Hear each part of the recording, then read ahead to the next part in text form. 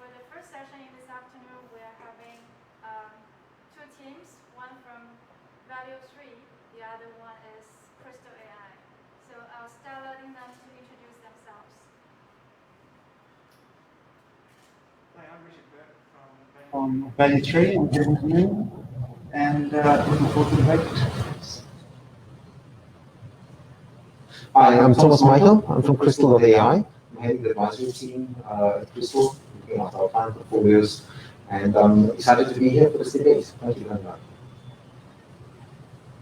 Hi, I'm Swapnil Mishra from Crystal.ai. I manage the private wealth business in Crystal, and yeah, very excited to debate. Yeah, we have one more representatives from Value 3 Darling from overseas. We will let him to do his introduction.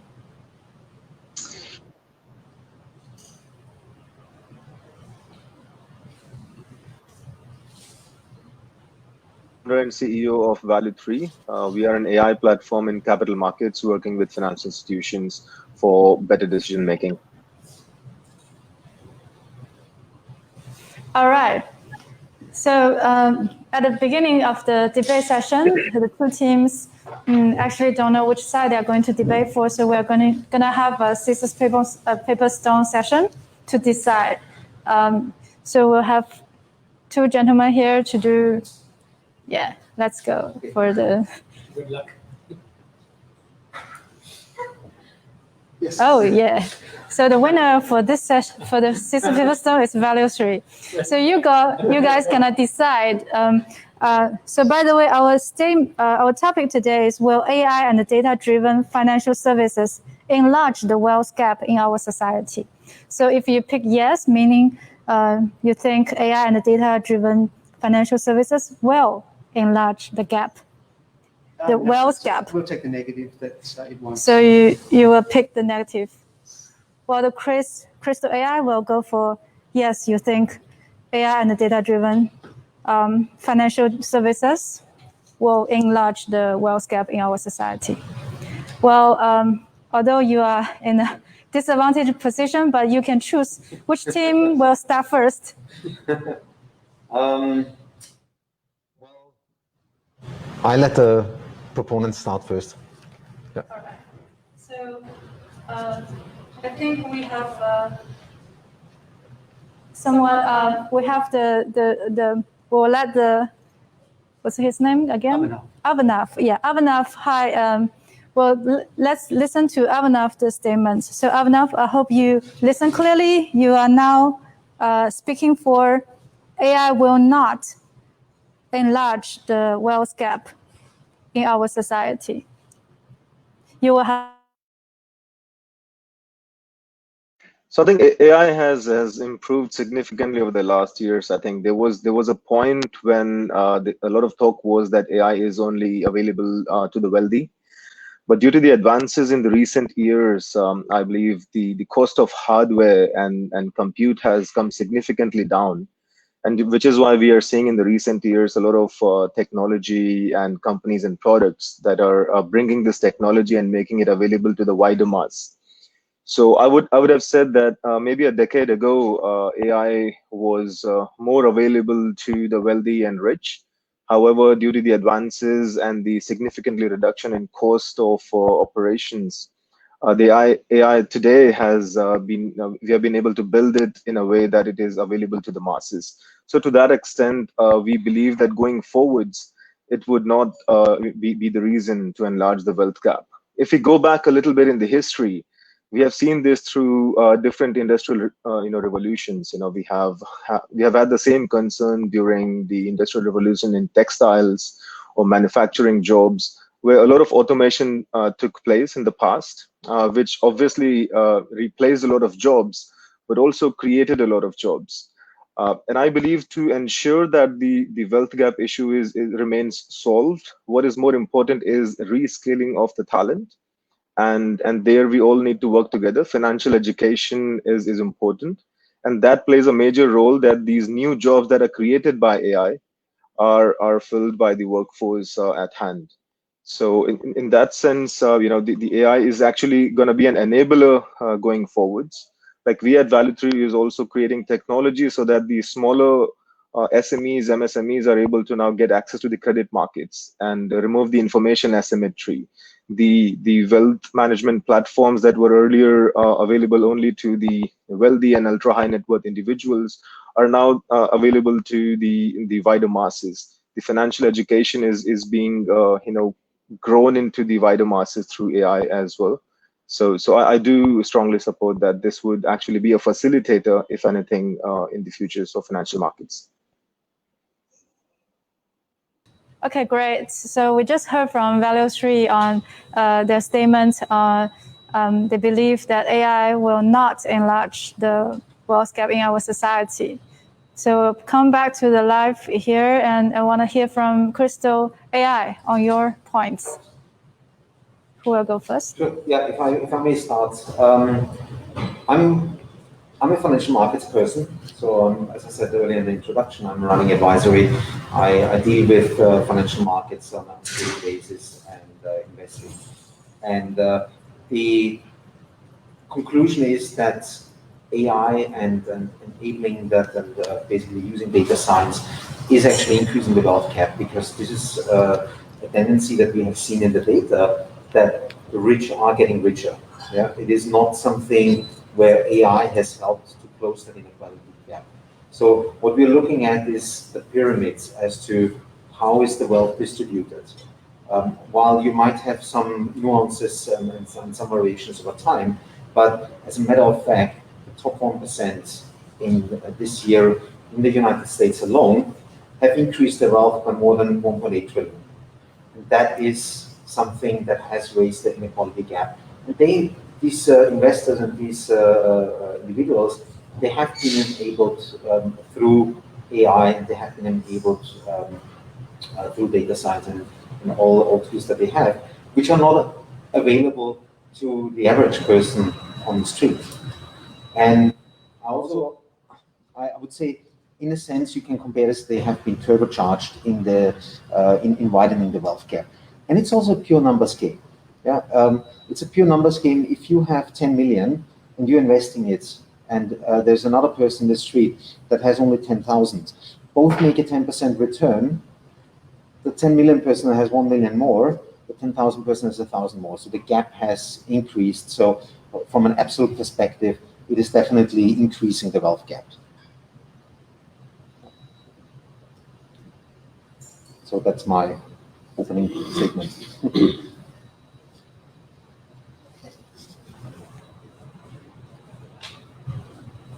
All right. So yeah, next term. You want to get Value 3? Do you have something else to tackle on that? Or? Yeah, I'd like to address a couple of points Thomas has made here. He's correct, by the way, that the wealth gap has increased in the United States in the last couple of decades. However, that's a very myopic view on the situation, because over the last 100 years, it has not increased. It's actually gone down and back up if you look at the curve, if you look at the data. So that's incorrect. The second thing is he provided no evidence at all that this is caused by AI. Or in fact, the data industry. So yes, the wealth gap has increased, but there's no link, there's no correlation between that and AI and data. So it's wrong to blame that. It's a very long boat to draw. Back to general technology trends.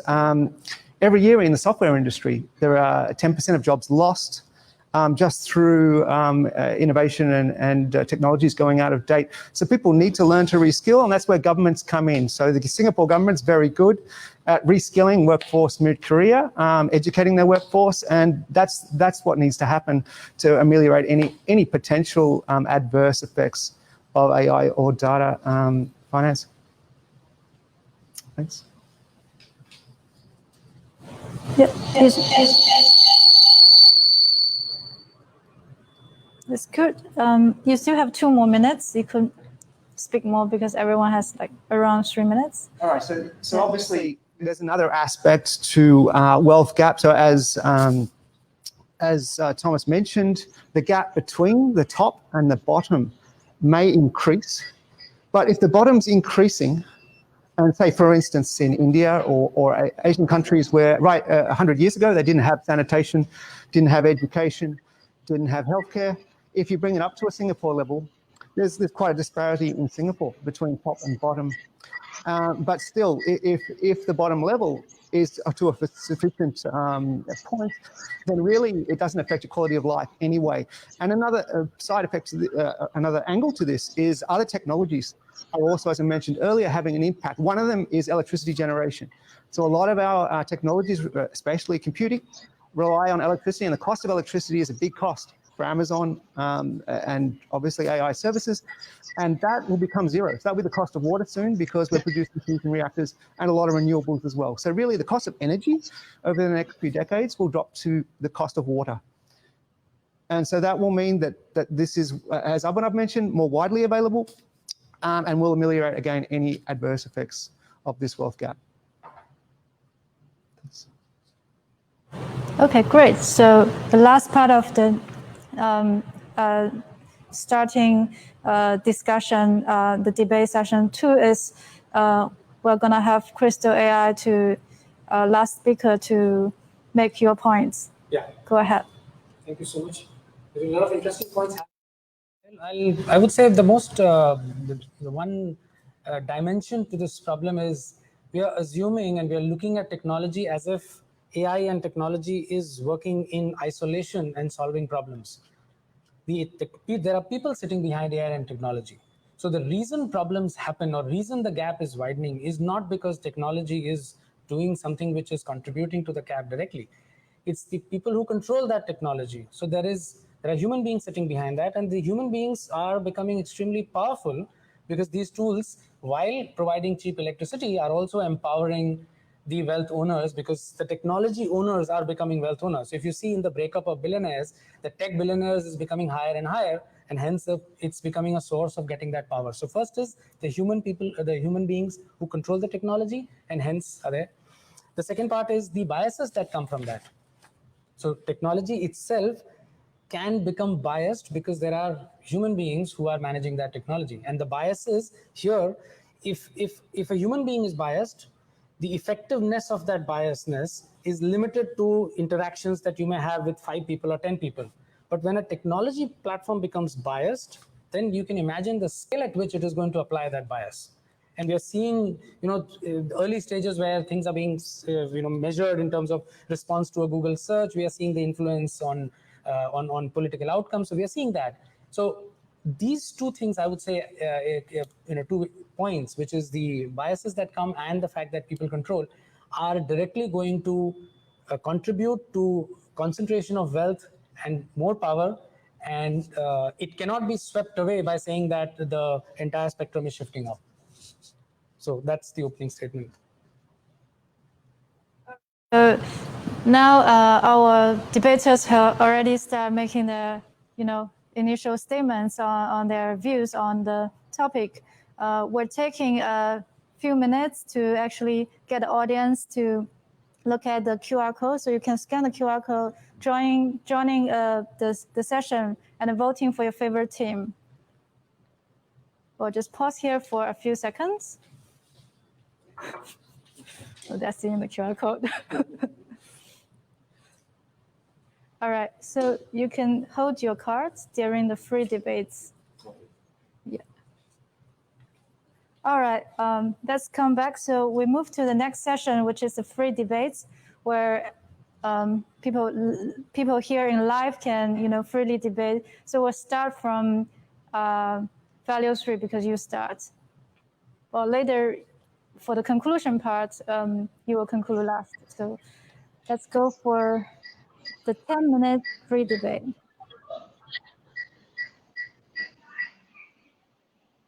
Okay, so you just ask questions.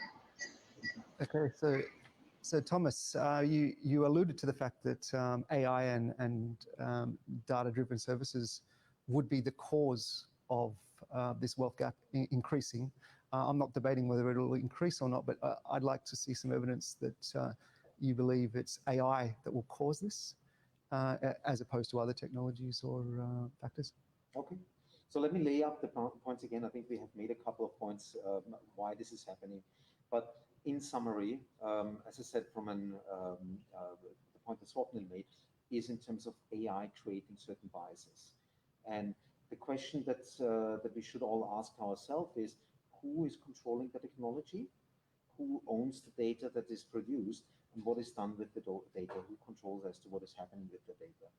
And that is something that I think is a big driver, because you can ultimately control in which direction your investments are going, for example, for people who have access to the data, right? And this is not something that everybody has the same access to.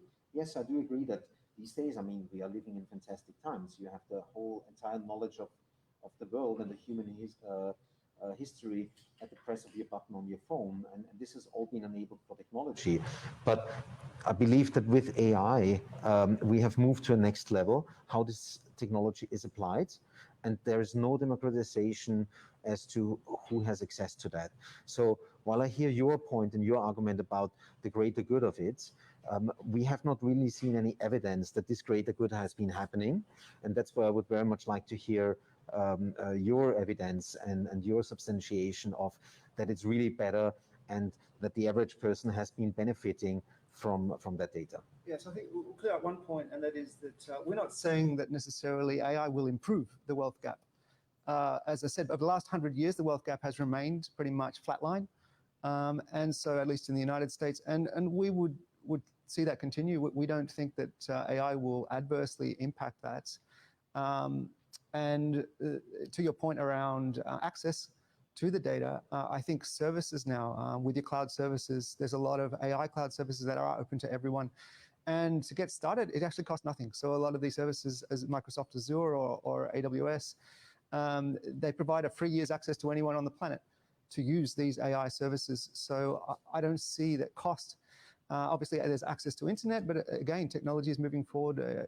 A lot of countries now do have access to the internet, even through public computers. So I see, again, the cost of actual hardware has dropped for access.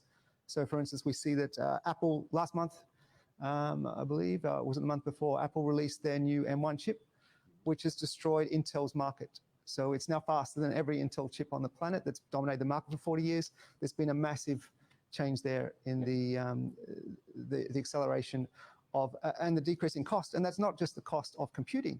Amazon and Microsoft are now using these chips in their cloud compute. So it's the cost of electricity. Electricity consumption will drop. So it'll become even cheaper at an accelerated rate over the next few years and decades. So, but sorry, let me get back to that point that you're making, and I'm glad that you bring that up, because this is exactly how is it then applied. If we're talking about developments for cloud, developments for quantum computing, there is a huge application in the investment world. And how is it, what is the consequence of that? The consequence is for people who can invest, you're creating more wealth versus those who need to struggle and fight for on a daily basis, not to be displaced by that chip. It's the Apple's. Where is the value of that demonstrated? In the Apple stock. Who's the owner of the Apple stock? So the capital market today, the biggest controller, or rather, if you see from a historical point of view, capital is the power. So capital markets hence control and influence the wealth gap. So you're absolutely correct that wealth gap has remained wide, and that's because the capital is distributed in unequal terms. Today, that capital growth is getting accelerated because of access to even smarter tools, which do help some people, but predominantly help the owner of that capital, which in this case is not money, it's also technology. Yeah, just on that point around Apple, actually they don't own the chip architecture. It was actually an ARM chip, so it's the most of the architecture is basically open. So it's owned by Acorn Research, which is ARM, and they're in every device. So Samsung devices, as I say, Amazon are now using them in cloud. So I don't see it as being concentrated in specific areas. And to the point about wealth, as I said, there's always been an advantage for wealthy people to have access to the intelligence, whether it's human intelligence or artificial intelligence, to provide advantages and keeping their wealth. So I don't see it as a game changer in that respect. Let's turn this around. Can we frame it in a manner that what is technology doing? So the gap is already there. We've agreed on that the gap is there. We are now saying that is AI increasing the gap? Is AI doing anything to prevent good proportionate application, is there anything that AI is doing to Well, the prevent? debate topic is that it is increasing it. So our argument is it's not, it's maintaining it. So we don't need to defend that point. But to that end, I believe it is. I believe that we are democratizing the services. As I said, previously you couldn't get this. You couldn't, cloud didn't exist until 15 years ago, or at least public cloud didn't exist until 15 years ago. And so that has opened up people anywhere who have the skill. As Elon Musk says, if you read the books, you can learn this. And I'm a big believer in that. The Singapore government is a big believer in education, and that you can offshore and outsource all of the low-skilled jobs and just give your citizens the higher skilled employment. So I'm a big believer in that, and that is the way of the future.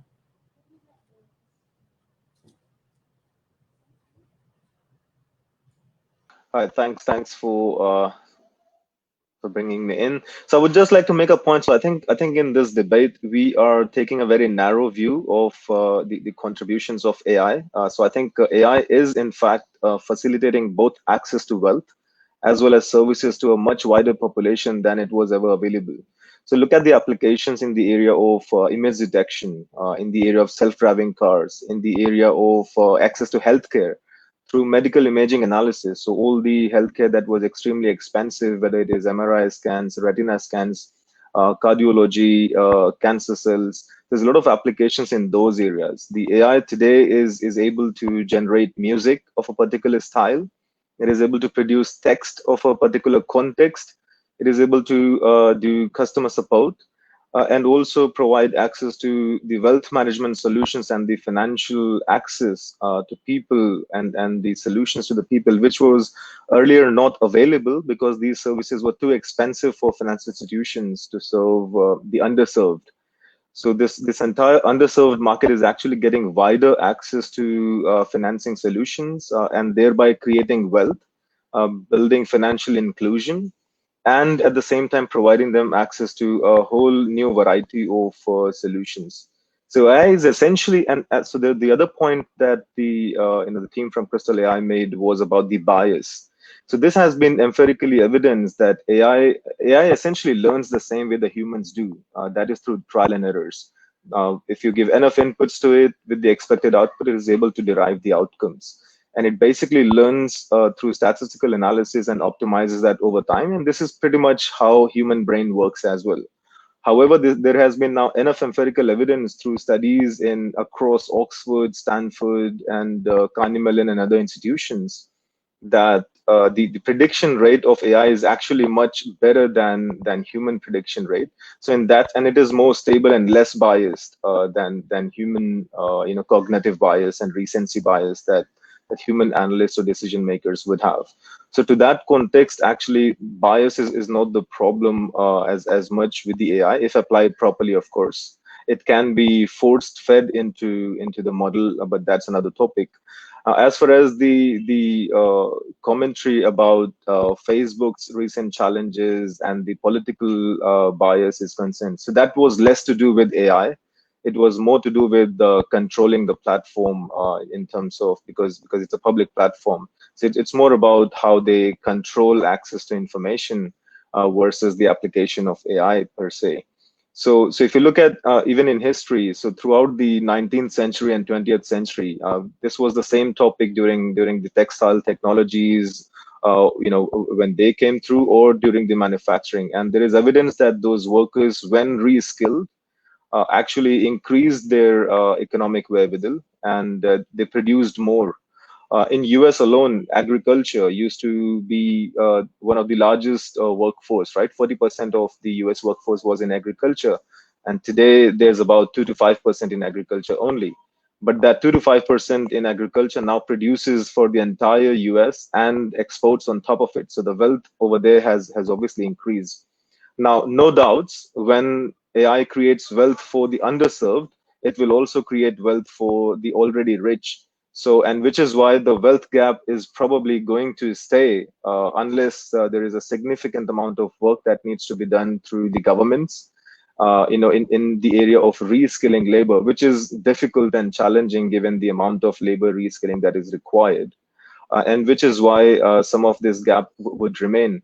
And I think this is where in Singapore, Monetary Authority of Singapore has been quite cognizant about the fact, and a lot of subsidy that has come in through and the grants that have come in through with regards to COVID, as well as in technology grants, have been in the area of reskilling existing labor. And I think they foresee these challenges, and that's why the focus on reskilling. So AI on its own has been more fulfilling and rewarding, both in terms of wealth and services to the wider masses, and especially the underserved community. However, and created wealth for them, and is creating wealth for them, giving them access to both healthcare and financial solutions that they probably never had, and bringing in financial inclusion and healthcare inclusion. However, as far as wealth gap is concerned, that probably would stay, because obviously, as it will serve the underserved, it will also serve the wealthy and rich. Those would be my comments. Thanks.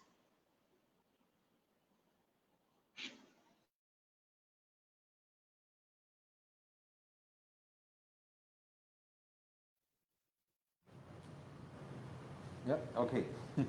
We're back. So there have been a lot of things said with relatively little substantial evidence. Again, I find.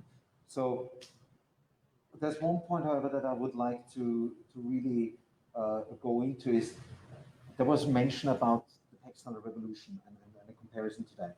Now, let's go back in history and see to what it has led. And the same to your point earlier on, Richard, you're comparing to 100 years ago. Now, 100 years ago, yes, it has not changed till 100 years ago, but that was in the 1920s. And if you think back, the wealth gap was the same, but you're missing out what happened in between, right? We had a World War in between. There was this, that societies always reach a tipping point when you are getting at this extreme dislocation between the top 1% versus the broad masses. Because no matter what you're bringing up in terms of how nice it is that you have 50,000 people more who are not under the poverty line, but people are always aspiring higher, and it ends ultimately to more and more tension in the entire system. And we have seen this through history over and over again. It was the British Empire. The fall of the British Empire was because of the unequal distribution. It goes through through human history over and over again. And I feel that at the moment we have to be careful that we are not making the same mistake and that we are not repeating history again. And therefore, I'm a big proponent of AI and data enabling. But my point here is that at the moment how it is done, it is increasing the wealth gap. And that puts us on a very dangerous path. And I do feel very strongly that there needs to be very strict, I would not say controls because that sounds too socialist, but there needs to be some sort of like consensus as to who controls the data, what is done with the data, and how can we deploy it. And that goes back to the point that Swapnil made. How is it deployed in a way that it benefits more people? And you have brought up the subject of Singapore, and I cannot argue with any of that, because I think Singapore in particular is an outstanding example. But the problem is we are not only discussing about how AI and data-driven financial services in Singapore change the society, it is a global problem. And that is the point where I feel that there is too much isolation of the view here, so that we should probably look at this more from a bigger picture as well. Okay, so due to the time limitation, we have to come to the last part of the debate. So that's the conclusion part. So each team will take 5 minutes. It will start from Crystal AI because you start last just now. So we'll have Crystal AI to conclude first. Okay. I guess it's a summary of all the points, but yeah. So in terms of the fact that we are debating this, the fact that at the Singapore FinTech Festival we have a topic which is addressing this, highlights the fact that there is a genuine concern that it is widening the gap.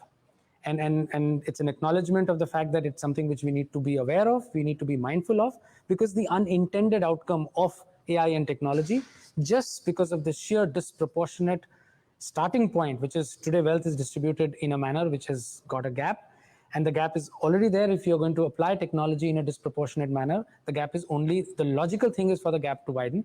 The way it will not widen is by putting in extra efforts and taking the steps, and which is what you, which is what Thomas mentioned. I think the risk of biases is also very real because there are human beings who are controlling. So you can have an algorithm-driven recommendation engine, but you can do something where you can push a product and intervention, and those kind of things can be done. Now, those are real risks. Of course, there are mitigants being put in place, but those are real risks. So I think there is a real risk of these things going completely out of hand, and there has to be a conscious effort to prevent that. In terms of the dislocation, displacement, there are people who are losing their jobs to technology. There are some pockets in the world who are able to address it, but there are large parts in this world who are not able to address this displacement that is happening, and it is a challenge.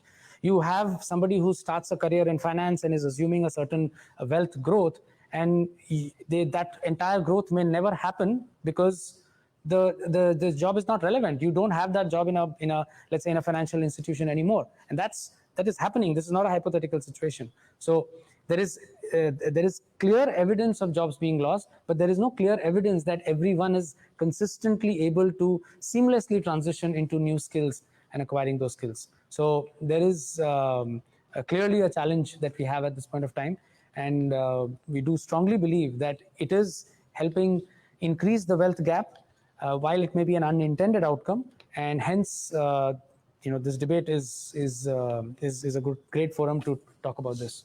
Sorry, anything?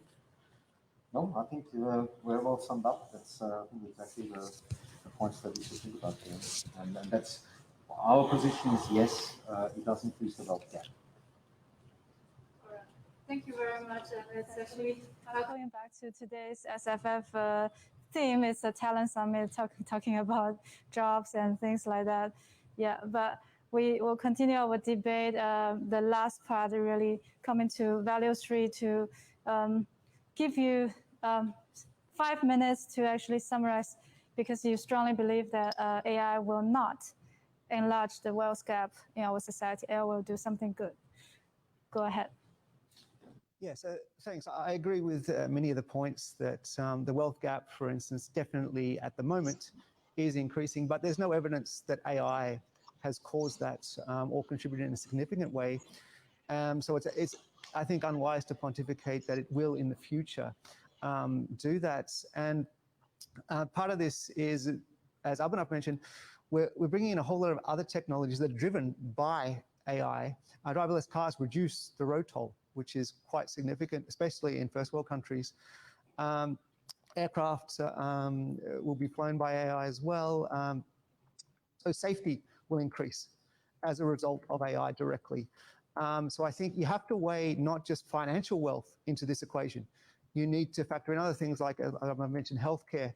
And even if you look at some of the, and I agree, there are some drawbacks to any technology change that will cause job loss. The textiles is a perfect one. So the Industrial Revolution, just to elaborate for the audience, there was 5 year, effectively a civil war in the UK where people died as a result of the replacement of the textile industry with machines. So there is significant consequences to revolutions. So we shouldn't make light of those. But at the same time, that was short term. In the whole scheme of things, in human evolution, 5 years wasn't long to learn the lesson. And I think now governments are aware of this. Back then they weren't, but now we've been through a few. To get back to the point about last century. So yes, the curve is that we started off about the same wealth gap.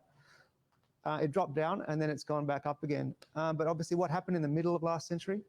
There was a world war when most of Europe were trying to kill each other. And so I don't think you can blame technology for that particular evening up of things.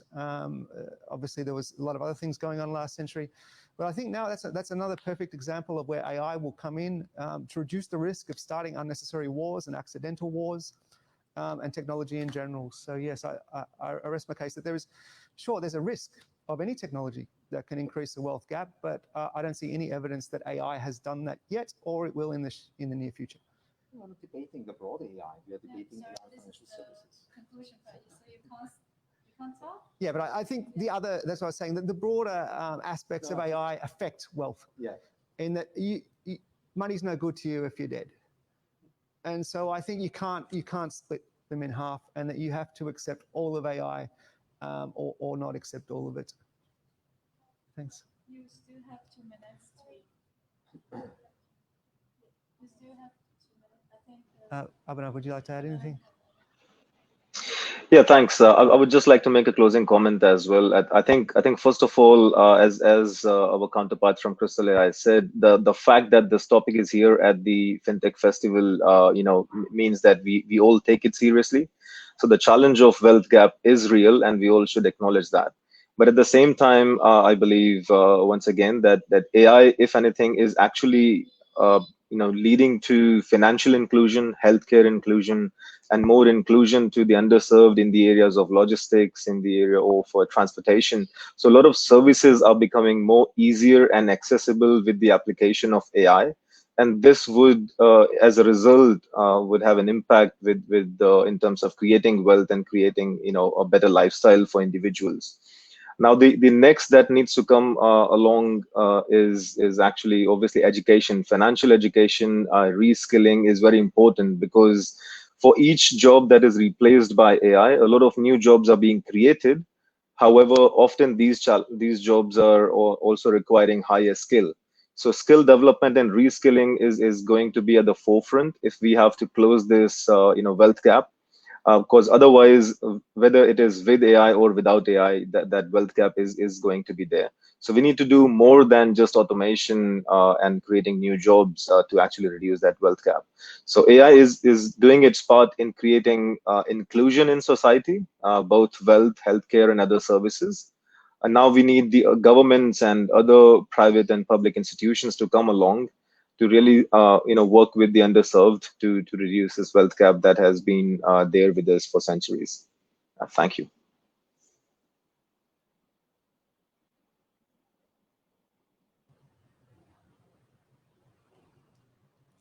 All right, thank you very much for joining us today, Crystal AI and Value 3, and for all the audience watching our online debates online.